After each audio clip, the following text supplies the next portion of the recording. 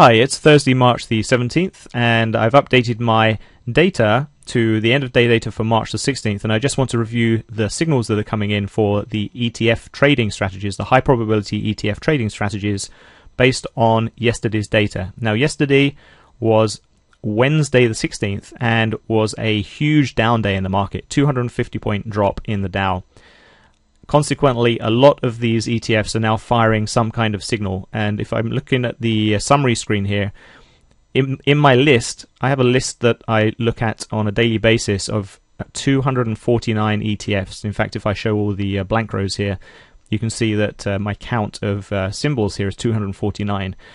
If I remove the rows that don't have any signal, I go down to 216. So you can see that the majority of ETFs now have some kind of signal.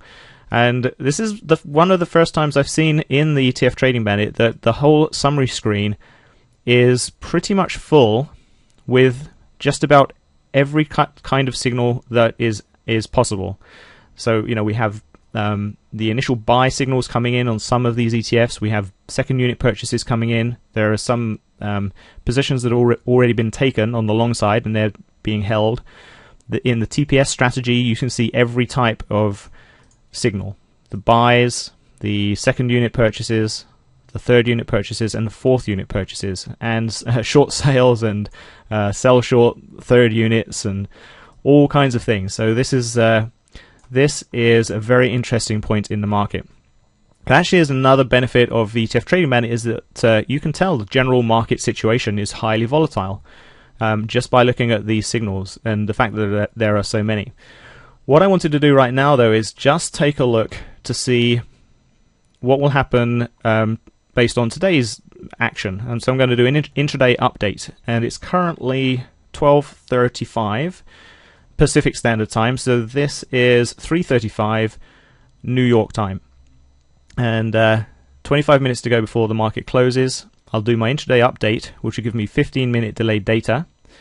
And you can see it churning away. Now it's done the intraday update, and these are the signals now that are probably going to be current to the close of the market today. And you can see that the change that's occurred here is that there's a lot of hold longs, because these were positions that were entered yesterday or prior days, but there's also quite a few exit longs have come in. So based on the intraday action today, there are some positions that we were previously entered that need to be exited based on these strategies. Oil is one. Let's take a look at the chart for oil. So we can see here that we had, and the strategy we're looking at right now is RSI 25.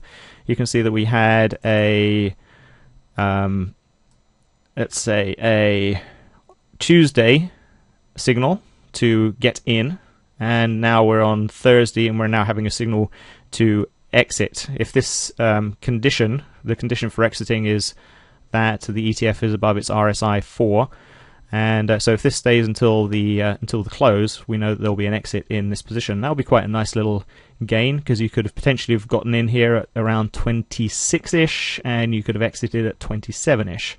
So, but of course, the market is still moving, so we don't know this is going to happen for sure. But anyway, lots of exit longs have come in. There's some sell shorts have come in, which is I don't see many of those, because the precondition for any short sale is that the stock has to be below, or the ETF has to be below its 200-day moving average. Most of the ETFs are above their 200-day, but for instance, UNG, which is natural gas ETF, has been not doing very well. Intraday today, it's actually had a huge move from 10.6 to about 11.1. So for this particular strategy in the RSI 25, it's saying that might be a time to sell short. And actually, you can see, if you look back through the history of this, that every time the short sale signal has come in, it's actually been pretty accurate. So sell here, cover here, sell here, cover here, sell short, cover, sell short, cover. So yeah, these signals have been pretty reliable in UNG, but of course we're at the right edge of the chart, so we're not going to know how this plays out until sometime in the future. But anyway, that's just a review of the signals that that the ETF Trading Bandit is firing and showing right now. And as you can see, because there are so many signals firing, the market is highly volatile. But another use for ETF Trading Bandit is just to take a general look and see how many signals are firing, to give you an idea of the overall volatility and situation of the market. That's it. Thanks for watching.